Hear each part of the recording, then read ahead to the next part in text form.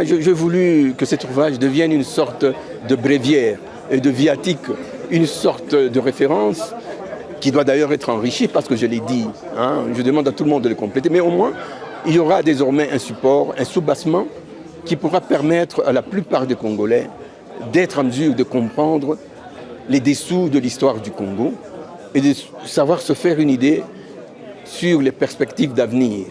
À le faire aujourd'hui parce qu'il y a une opportunité, parce que le temps s'y prête bien, parce qu'au moins, je m'appelle Jean-Baptiste, après avoir crié dans le désert pendant près de 40 ans, je trouve qu'il y a des gens qui sont sur la même longueur d'onde que moi et qui prônent le fédéralisme.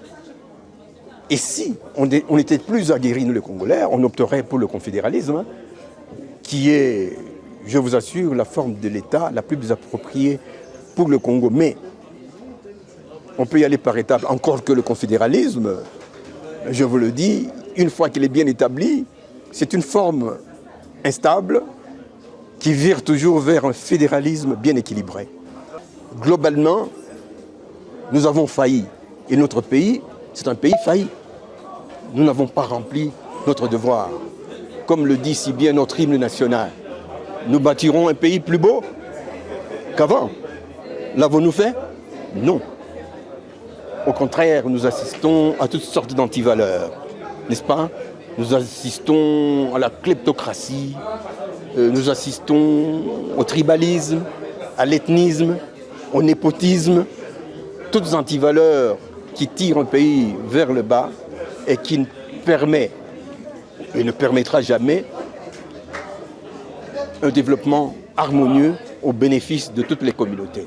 Il est donc temps que nous puissions changer de paradigme en refondant l'État, la nation et la République, en adoptant une forme de l'État qui puisse être en mesure, n'est-ce pas, de faire restituer à notre pays sa place dans le concert des nations en tenant compte de son envergure et de son destin. Tout le monde devrait s'en approprier de manière que nous puissions progressivement sensibiliser le peuple congolais, parce que vous savez qu'il y a des gens qui sont montés au créneau pour vilipender le fédéralisme en disant que ce n'est pas le moment. Mais ce n'est pas le moment. Quand sera le moment? Depuis 105 ans, on décide chaque fois de faire le fédéralisme, mais des petits malins s'arrangent pour botter en touche. Mais non, il ne faut pas infantiliser le peuple congolais. Le peuple congolais a déjà compris la supercherie de son élite politique et de son élite intellectuelle. Il faudrait remettre au peuple congolais son impérium. C'est-à-dire que c'est le développement du bas vers le sommet. Bottom-up, comme disent les anglo-saxons. Mais remarquez, notre hymne se conjugue toujours au futur. C'est une supercherie. Nous ferons, nous serons. Mais quand est-ce qu'on sera? Ce sera jusqu'à la parousie, jusqu'au retour du Christ? Non. Il faudrait que dès à présent, nous puissions travailler, n'est-ce pas, à remettre l'impérium, le pouvoir au peuple souverain pour qu'il puisse se développer à la base.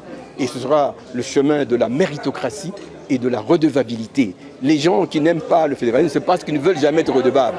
Ils veulent voler, c'est la kleptocratie et dans l'impunité, comme vous le constatez aujourd'hui. C'est des centaines de millions de dollars qui valsent, sans qu'on le sache où ils vont. Non, il faudrait arrêter cela. Soyons sérieux pour une fois. Et nous nous connaissons fort bien depuis 60 ans.